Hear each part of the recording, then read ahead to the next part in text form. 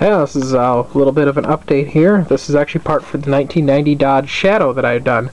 I've pulled this old gauge cluster out, which I personally prefer the old style over the new style, whereas the new style is a little more busy looking and the needles get a little faded and funny looking. But as cool as this was, I thought I could do better. So I have installed a digital dash from a roughly, I think it was a 1986 Chrysler LeBaron GTS, which was the four-door with the hatchback that they used to make the Dodge Lancer and Dodge Shelby Lancer.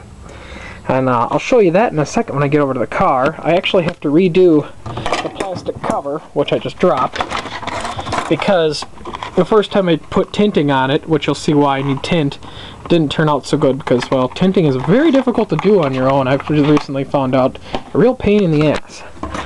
First, before I forget,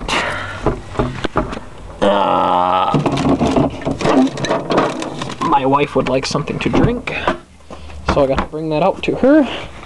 I'll do another quick under the hood shot of the car too, because I have since the original video I made, been driving the car around. It's been running good. I've cleaned up under the hood, made it look a little nicer.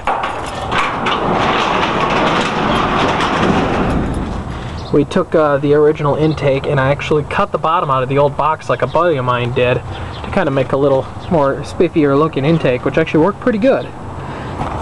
We'll close the hood and I'll show you the digital dash, and we'll just kind of take off so you can see just how neat this dash is.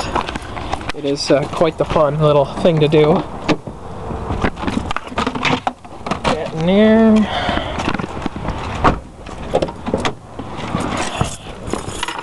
Here you go.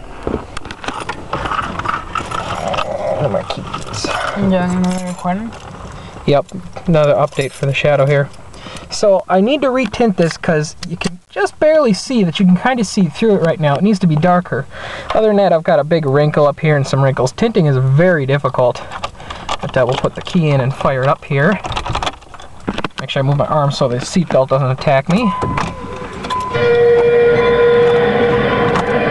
Apparently a baseball game on.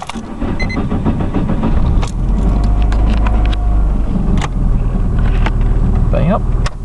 This is it. Turn the tinting on when the lights come on, it dims.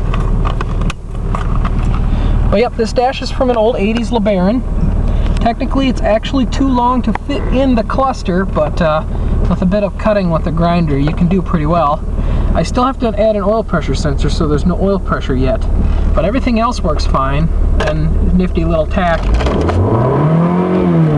kind of goes up over the edge like that, kind of the futuristic look people were going for in the 80s. I like it. It's colorful. It's fun. Colorful? Yes, colorful. I've got my simulated wood grain because that's very pimp. My traveling companion, Phil, he's a kitty with cancer. Show off his cancer?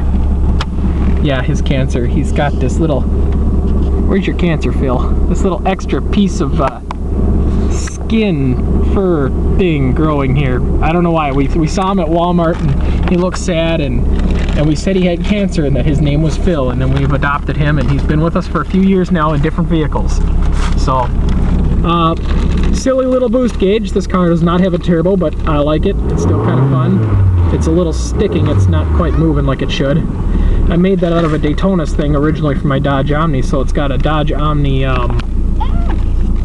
the piece that goes around for the vents. What are you doing? I lost my jelly bean. Good job.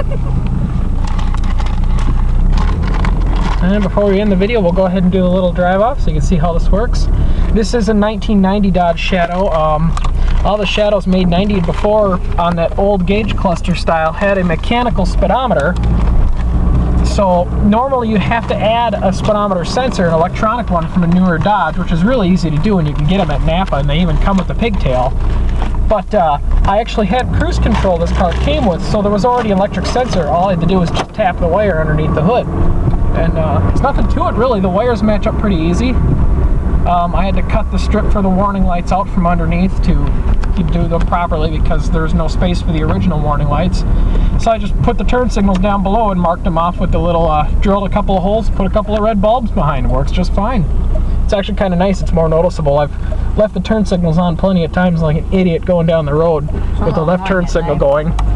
But the red kind of helps. It's very noticeable. She says it's annoying. I don't think so. I don't think is that annoying at night? Anyways, but yeah, this is it. If anybody wants to try and do it, it's actually really fun. It's really easy.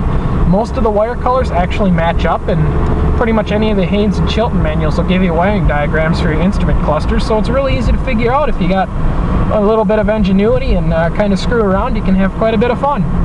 But anyways, that's my update. Thanks again, and we'll see you all.